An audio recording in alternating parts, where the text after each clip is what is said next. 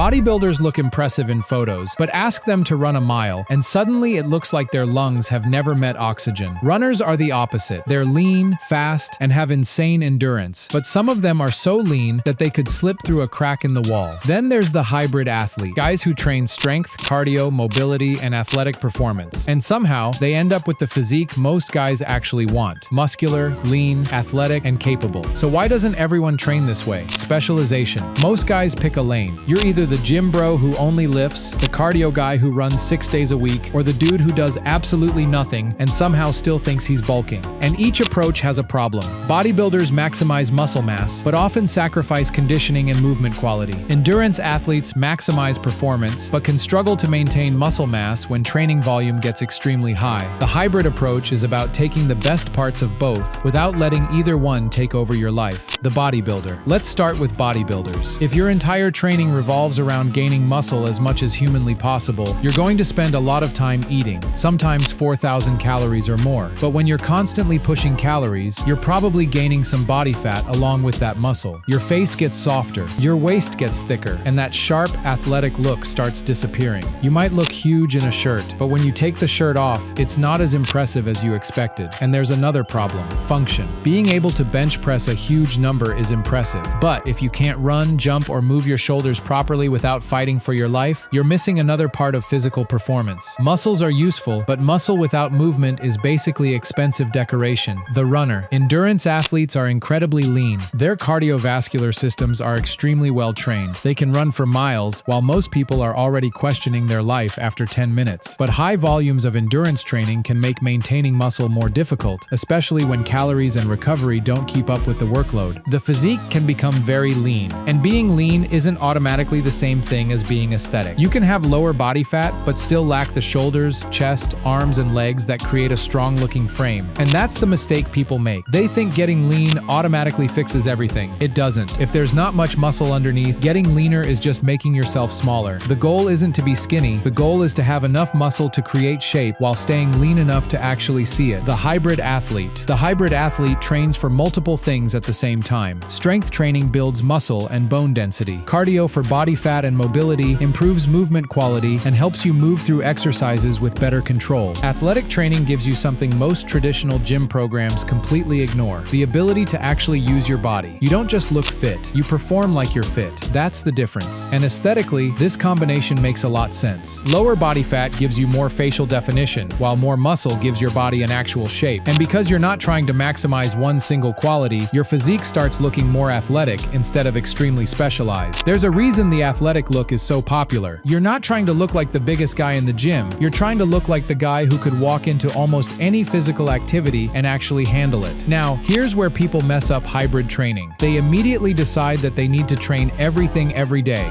4 lifting sessions, 2 sprint sessions, 30 minutes of mobility, maybe some swimming, maybe some cycling, and suddenly their recovery has filed a missing person report. More training isn't automatically better. The goal is to create enough stimulus to improve while still recovering from it. That's how you structure your week. Rule 1: separate your sessions. If you're doing serious cardio and serious resistance training, doing both back-to-back isn't always the best setup for performance. A simple solution is to separate them. Cardio in the morning and weights later in the day. If you have to combine them into one session, do the priority first. If building muscle and strength is your main goal, lift first and do your cardio afterward. You're trying to build a physique, so give the important work your best energy. The bigger picture is to manage fatigue, training quality, and recovery. Rule 2: don't live in the middle. This is where polarized cardio becomes useful. A common endurance strategy is to spend most of the time at an easy intensity with a smaller amount of hard work. In simple terms, most of your cardio should feel easy. You should be able to hold a conversation. Then occasionally, you go hard. Sprints, intervals, hill runs, small efforts where you're actually pushing your limits. The mistake people make is making every cardio session looks like it's their last one, just uncomfortable enough to make you hate cardio. And that's not the goal. Your easy sessions build your aerobic base without destroying recovery. Your hard sessions give you intensity without requiring you to spend hours suffering. You don't need to turn every workout into a military test. You just need to be consistent. The aesthetic. Look at the guys who actually train hybrid. They're not just lean and muscular. They usually look athletic. They move well. They dress better. They usually have a more organized lifestyle. And that's important because physique isn't the entire picture. Traditionally, a lot of lifters focus almost exclusively on numbers. How much can you bench? How much can you squat? How much much do you weigh? Hybrid training changes the question. Instead of asking, how big can I get? You're asking, how capable can I become while still looking good? That's a completely different goal. You want muscle, but you don't want to sacrifice conditioning for it. You want endurance. You don't want to look smaller. You want mobility, but you don't need to spend 2 hours stretching every night. The goal is to have enough muscle that people assume you lift, and enough conditioning they assume you run. That's the sweet spot. Hybrid protocol. You don't need to copy the routine of some influencer who has turned working out into their full-time occupation. For most guys, 3 to 4 days of resistance training is enough. Focus on compound movements like squats, presses, rows, pull-ups, and deadlifts. Then add isolation exercises where you actually need them. The goal is progressive overload. Over time, you'll get stronger, perform more reps, improve technique, and will increase the training demand. You don't need to destroy yourself every workout. You need to give your body a reason to adapt. Then add 2 to 3 cardio sessions. Most of these should be low intensity. Around 45 to 60 minutes is enough for most of people. Incline walking is one of my favorites because it's simple and low impact. The Stairmaster works too. The tool matters less than doing it consistently